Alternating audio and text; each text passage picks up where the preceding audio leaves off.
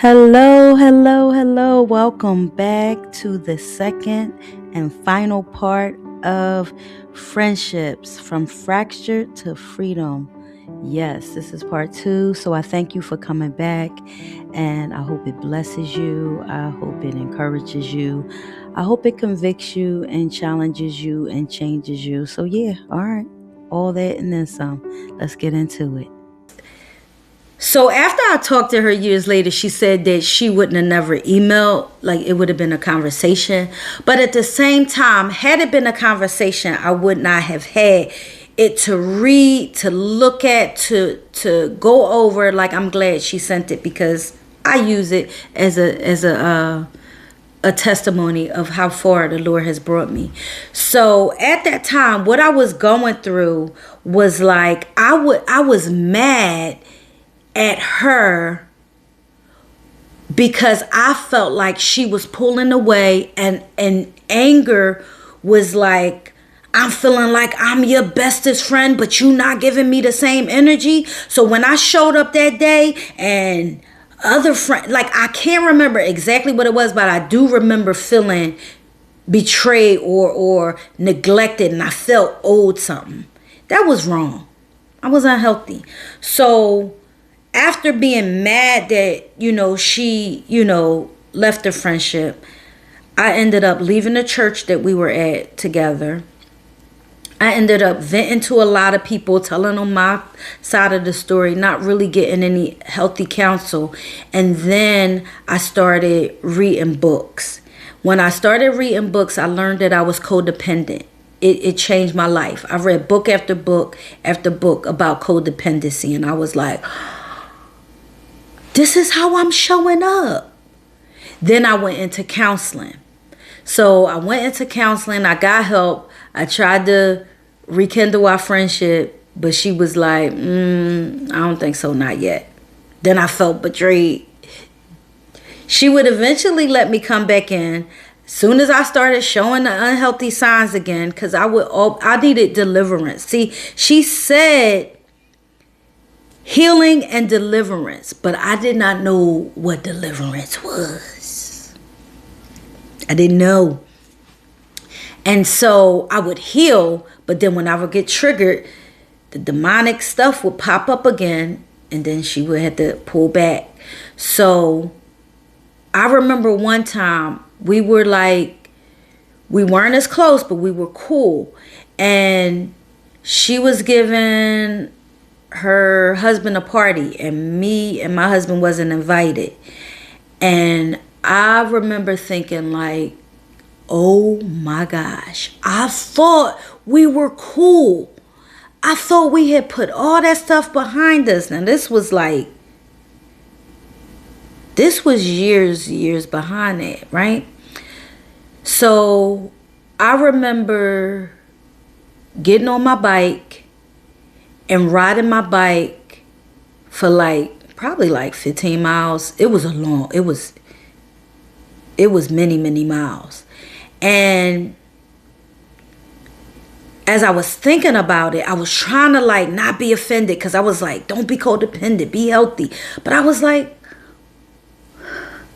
but why? Because I would struggle with being invited. Like, if you didn't invite me, I started to feel unaccepted.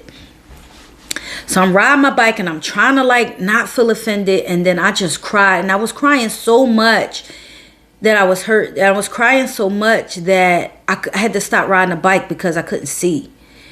And when I eventually talked to her and she explained that, it wasn't anything personal or whatever, and she said, why, we weren't invited or whatever, I remember trying to understand but still feeling hurt. But I know that made her think like, she ain't delivered. She was right. She was right. Her discernment was right. I wasn't delivered. And what did I need to be delivered from? I needed to be delivered from the spirit of rejection. I needed to be delivered from having acceptance be my God. I needed to bring down that idol. I needed to be delivered from lies, depression, people pleasing. I mean, I could just go on and on, right? I needed to be set free. She later wrote this story, and when I felt like I was delivered for the most part, she had did me this solid and wrote this story of friendship, right? When we had mended our friendship, not that it ever got that close again, but we were able to at least hang out every now and again, right? Oh, we were very, very, very, very close. So close. Let me tell you how close we were. I was with her when she went to the doctors and found out she was pregnant. I was the one who planned her baby shower, and I also was the one who she named her daughter her godmom. But when she pulled back and we had to separate, she took that title away from me. Oh boy, I couldn't have any kids, and then she took the right for me to be her child's godmom away from me. Oh boy, I just was going through it. But guess what? It was the best thing she could ever have done. I can't express that enough. So this is what she wrote about a story of friendship. I met my sister friend Lisa 6 years ago when engaged to my husband. We were attending the same church and shared a mutual close friend.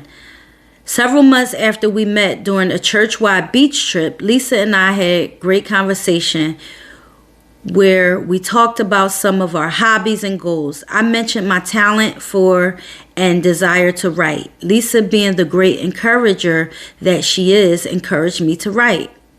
I was truly inspired from this conversation and drawn to a woman who was a peer who actually encouraged me rather than me dishing out most of the encouragement, which was typically the norm. Over the next several months, we chatted here and there.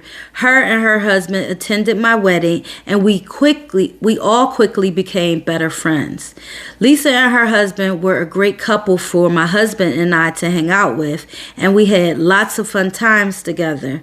During this time, Lisa and I shared a deep telephone conversation in which she shared a past struggle. The Lord enabled me to minister to her and encourage her in that conversation.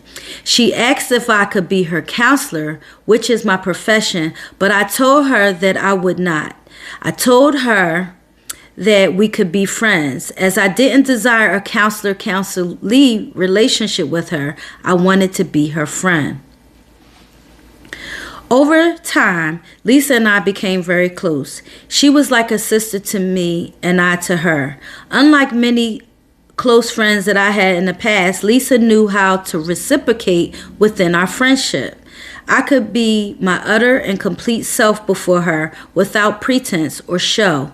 As a woman who is frequently in leadership and ministering to others, it is often difficult to find other women with which to fellowship where you can just be yourself, flaws and all. I found this aspect of our friendship very refreshing. She was fun to be around, and I enjoyed all of who the Lord made her to be, flaws and all. She was a tremendous support to me during my adjustments to the initial ups and downs of marital life. At a time when I felt like I needed the in-the-flesh support of another wife, she was there to hear my heart. She was also a tremendous support during my pregnancy and my journey into being a full-time stay-at-home mom. Next to my husband and mother, Lisa was my biggest cheerleader and support and my singing-songwriter career developed. Overall, Lisa went out of her way to be there for me, whether I asked her to be or not. Since I was not really one to depend on others for support, when I made myself vulnerable enough to actually ask for support, it was such a gift to find that in Lisa. As our friendship progressed and we reached greater levels of intimacy, we became more aware of one another's flaws. I could be very direct and stoic, which Lisa could experience as distancing and even harsh. There were many times that I hurt her feelings with my bull in a china shop approach. Perhaps the greatest character trait in me that impacted Lisa and my friendship was my great discomfort with feeling smothered in my relationship with others. As time went on, Lisa's encouragement became pushiness and control to me. Her "I'm here for you whenever you need me" became smothering. Her placement of me in a special place in her heart as her sister became to me a demand that I would not ever let her down like others in her life had done. I began to feel overwhelmed and emotionally drained in my friendship with Lisa. One instance in particular that caused an inward shift in my affections toward Lisa was when she was going through an extremely difficult time regarding a health issue. I was concerned, and that was when I couldn't have any babies. I was concerned for her and with her. However, Lisa expected me to be there for her in a way that she had not directly communicated to me. When I didn't come through for her the way she wanted, she became upset with me and distanced herself from me.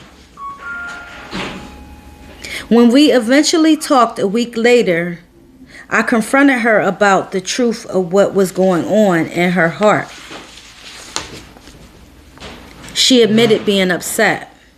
I pointed out that I had no clue what she wanted from me and felt it unfair that she had these unrealistic expectations that she had never even told me about. I was most upset because here I found myself again with another person demanding that I come through for them in ways that seemed too demanding and unrealistic to me.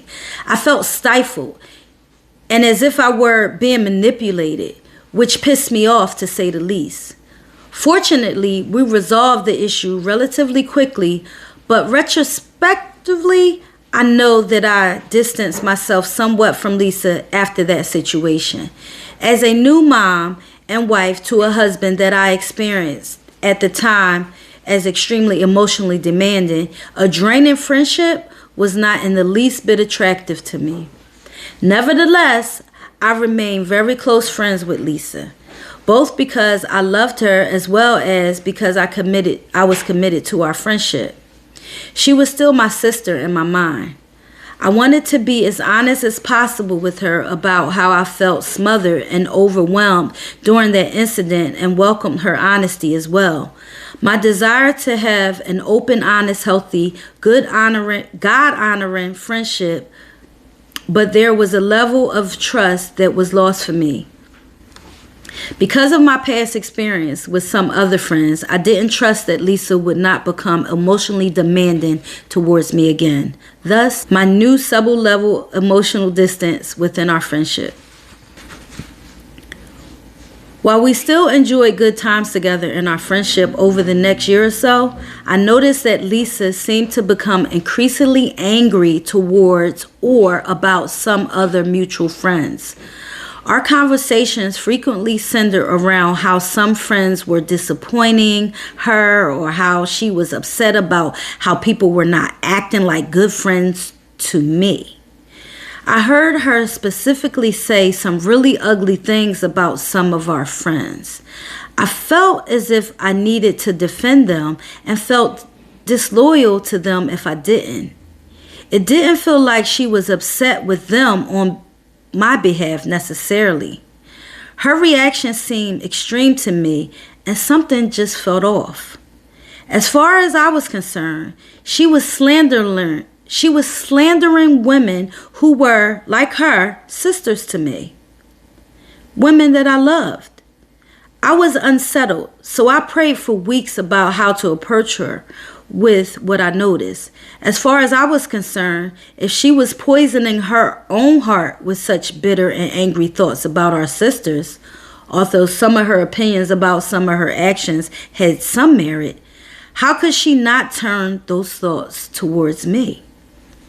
I wondered how she could not have some disappointment or anger towards me, the one closest to her, and who probably disappointed and hurt her the most, and my trust toward her lessened further.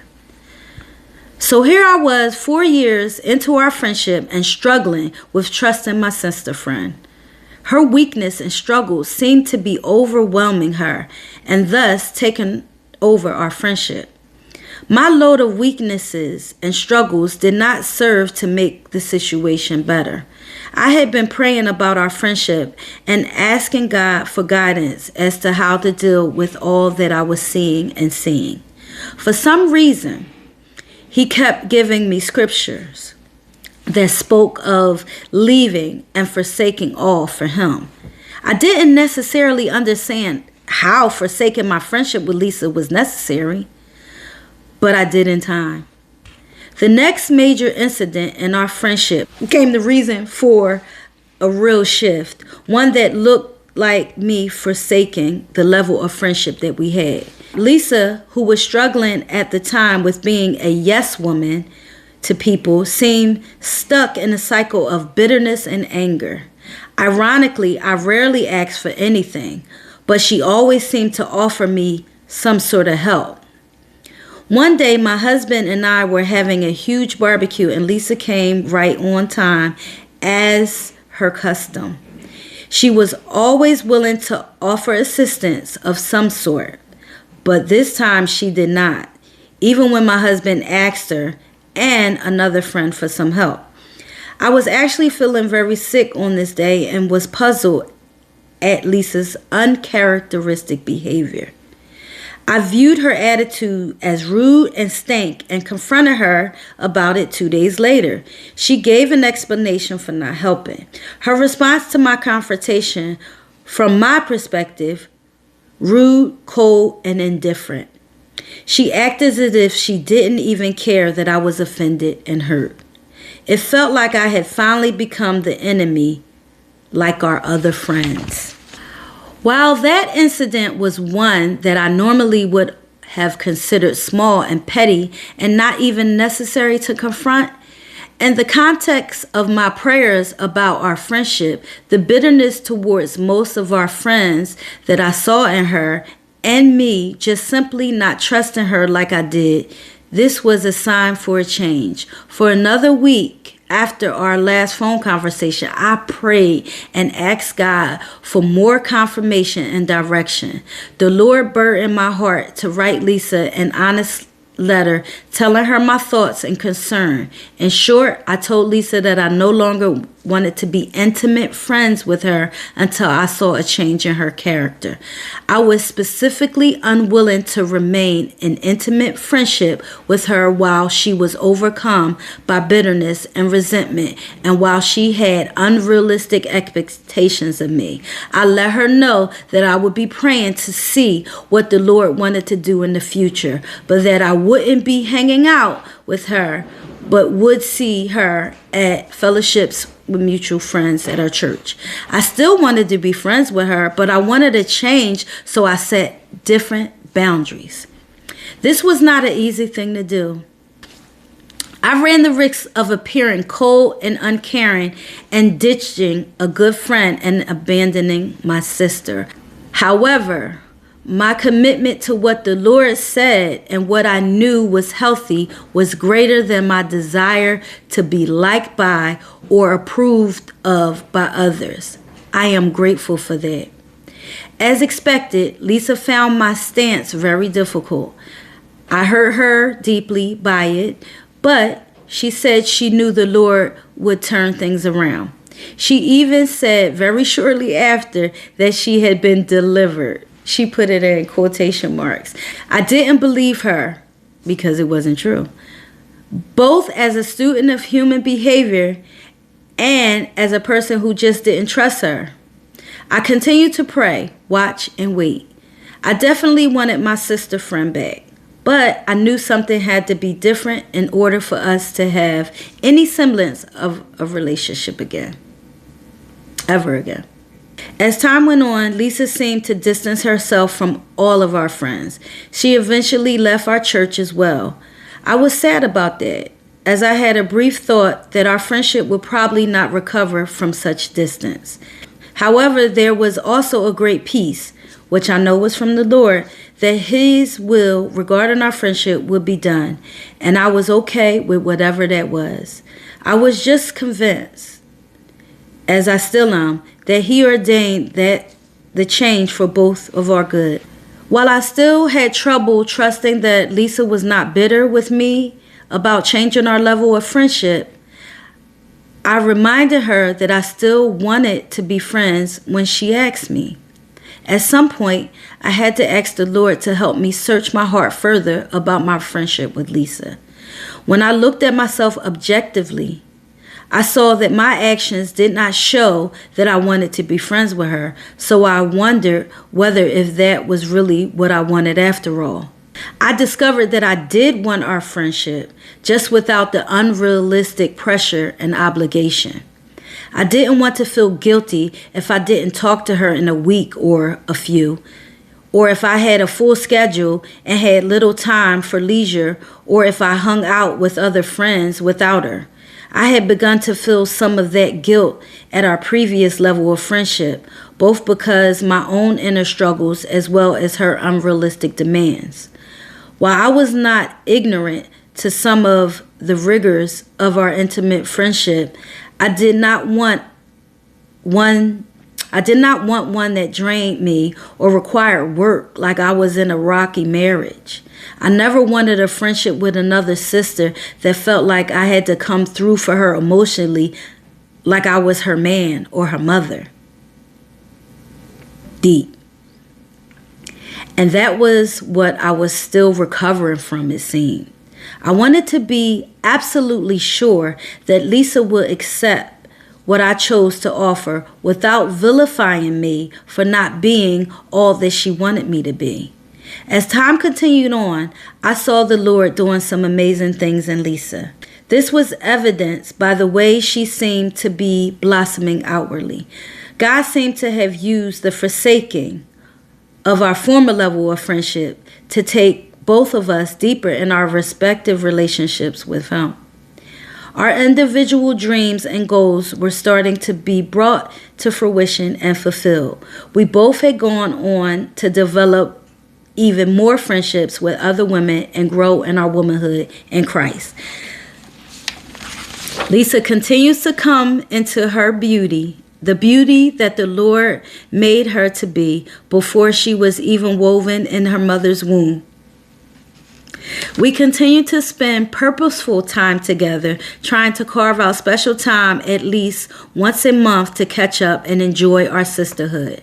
I believe God is still in the process of reforming our sister friendship at a healthier, spirit-led level. I am grateful for Lisa and for the journey.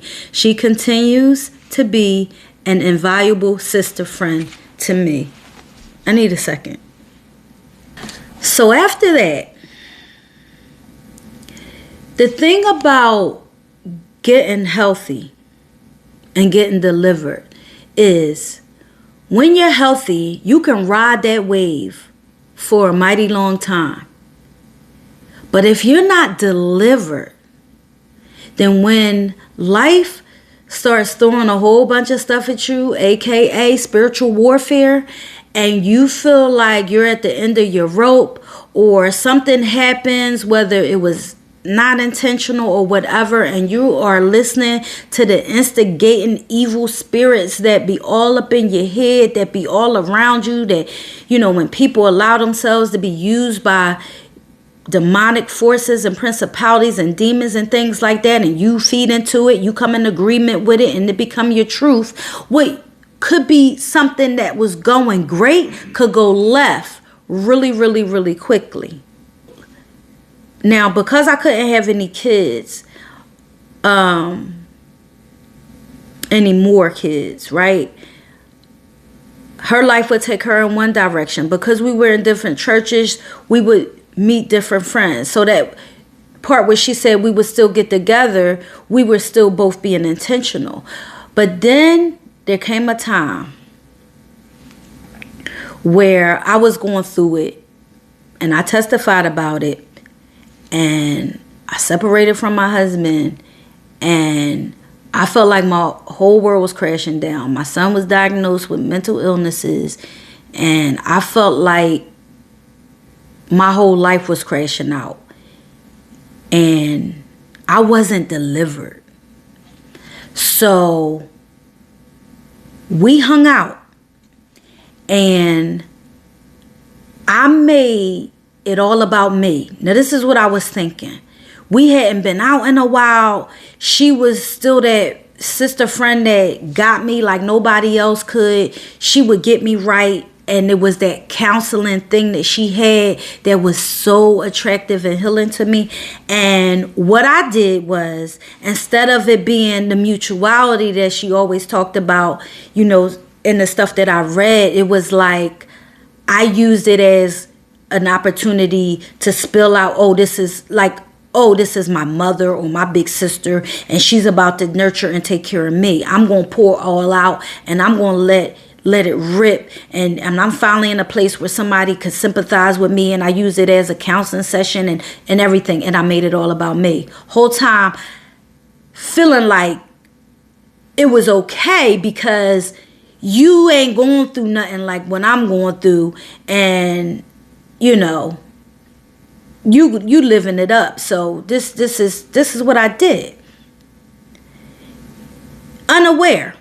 Then after that, I started to feel her pulling back in subtle ways. I felt it. Now I'm like, what happened? What did I do? But she was like, I'm good. See? So where you want a friendship and you keep trying, if somebody's not delivered and they're not set free, and I don't care how much time goes by, and they start bringing and they start showing that stuff again, you like, dang, man, and you got to pull away even though you don't want to, but you got to pull away because it's not unhealthy. So it was like she had stuff. Her stuff wasn't my stuff, but she had stuff. She looked forward to sharing in that conversation. It wasn't supposed to be all about me. It was supposed to be about us. She felt like I dominated, in which I did, and then that old person was showing up again. It wasn't attractive, it wasn't fun, and it wasn't appealing. So she pulled back, and rightly so. It makes sense. Because I would go on to have an almost identical friendship where I would experience what she experienced, and the lights went on. I was drained. This friend had unrealistic expectations of me. She put me on a pedestal. She would talk about our friends to me. She would talk about everybody else. She would say that she was the number one friend. Like, I was like, I see. Yo, I call her up. I was like, I just need to apologize. I need to apologize because I finally see 100% how you experience me. And I felt all the pain. I felt all the grief.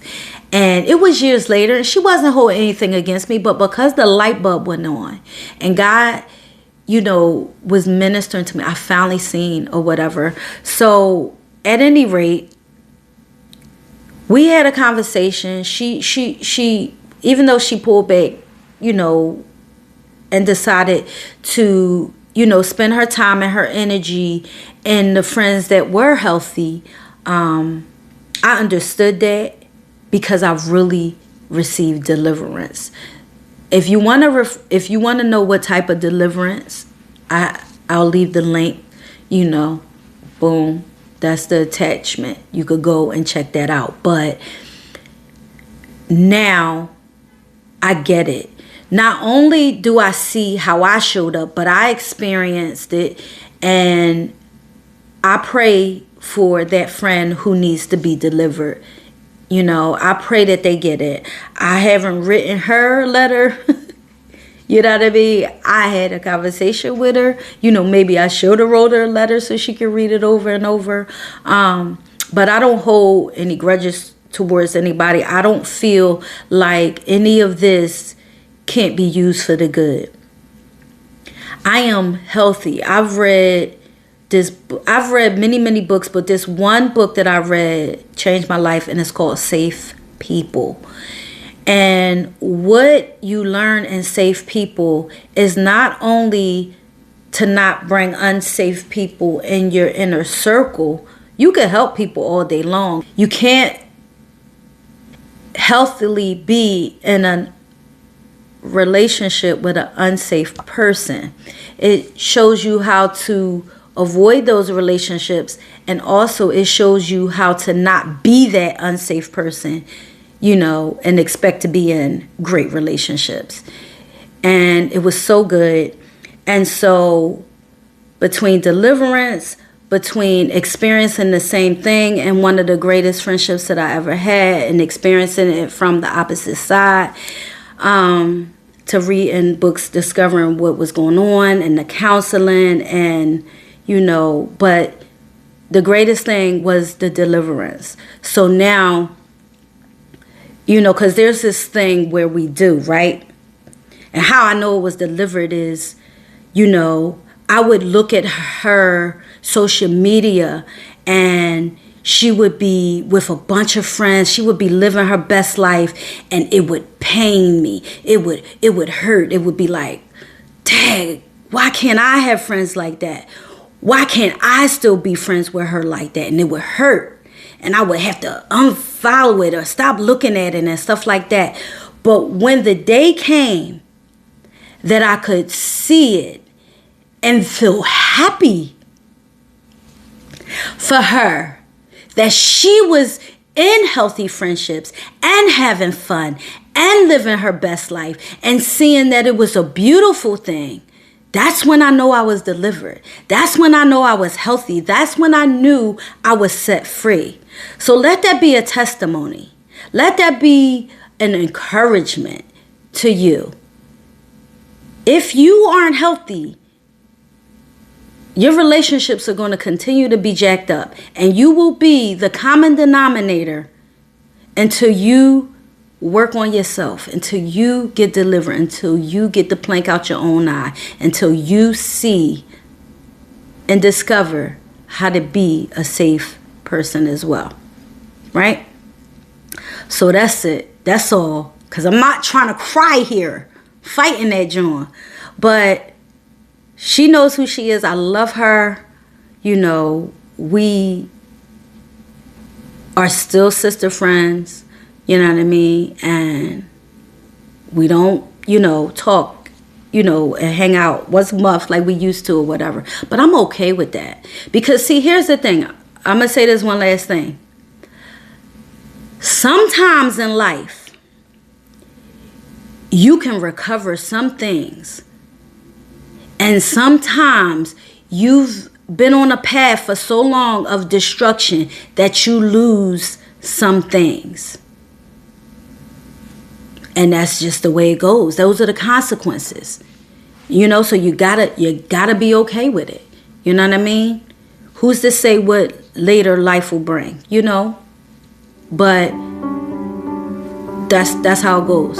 So that's it. That's all. I love y'all. That's why I done spent this time here, and that I done poured my heart out. And I hope it helps. Until next time.